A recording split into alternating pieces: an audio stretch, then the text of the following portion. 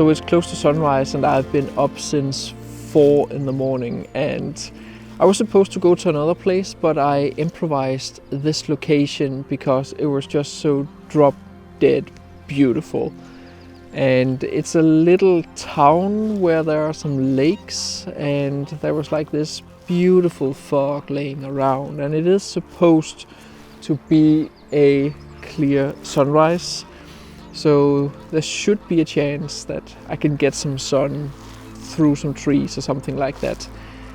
I've never been here before, which makes it all the more interesting, because I fear that this video risks up being a little bit all over the place.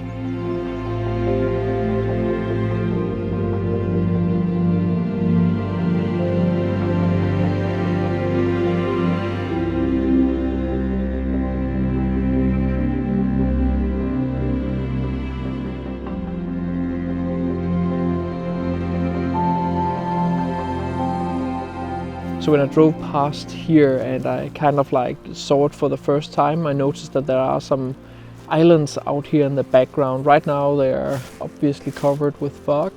So I'm basically just waiting around, which is always a little bit nerve-wracking because suddenly the fog can just lift, and if you don't know your composition, well, yeah, you can lose some really great conditions. So I'm like always thinking, should I be another place or should I go somewhere else? But until I can actually see something, I don't really think there's any reason to bother trying out anything. There's some geese out there who are not satisfied with the sun coming up, I guess.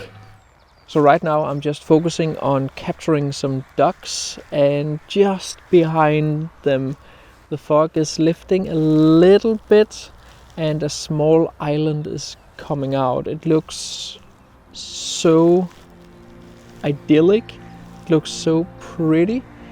I just need the fog just to lift a tiny bit more, and then it's there.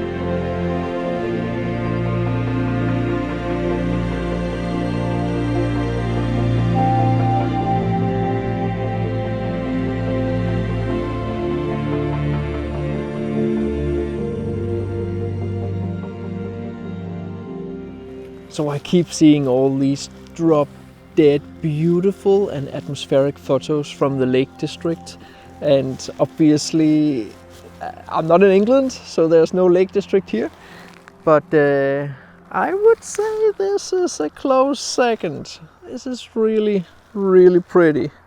I like what I see here. So I figured when I have all this new gear, I might as well use it. So I've just completely extended my new big tripod here. And it's simply just so I can get a taller perspective and not have so much overlay between the grass here in the foreground and then the background. This scene is just... this is so beautiful. It is so atmospheric. Like a nice calm foreground, some reflection, the morning sun coming up. You can see here in the background lighting the scene, some geese, ducks, whatever, just swimming around in the lake. This is just so pretty.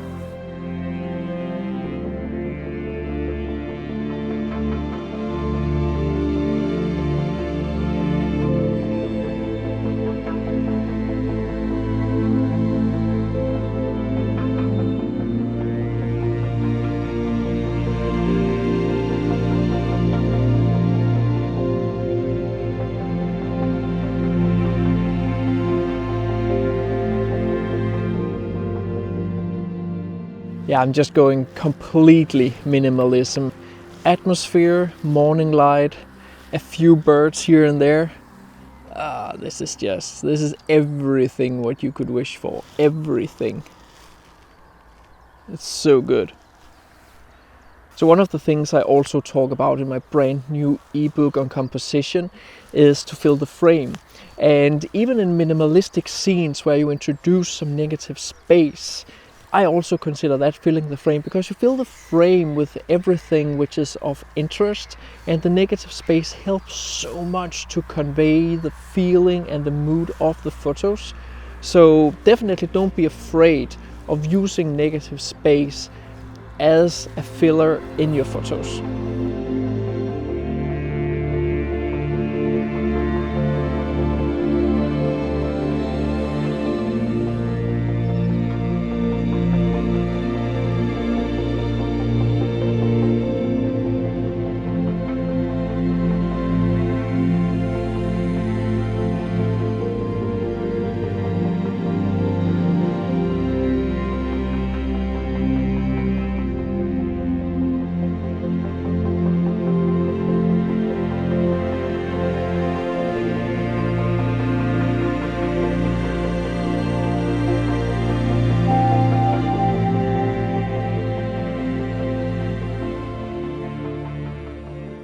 So I was just heading back to the car just to find some other locations, and on the way I just came by this one, and yeah, it's again super minimal, really nice morning atmosphere. We get the sun kind of sidelighting, backlighting the entire scene, and I had the island that I was photographing before, but now from another angle. So it's just put on the long lens. I think I'm at like 300 or 400 millimeter.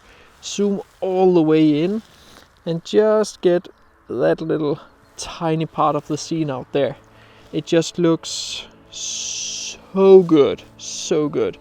And yeah, very minimal yet again, and that's what I love about the mornings.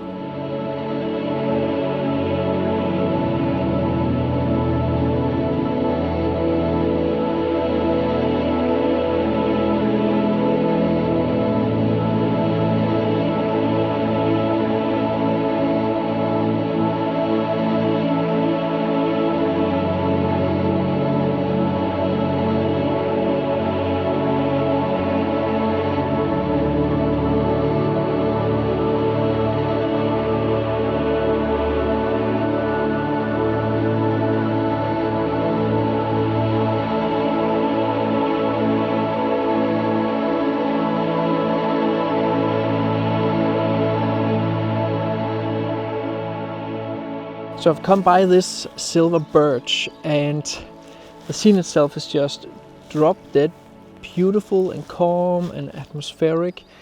I'm not entirely sure about the composition.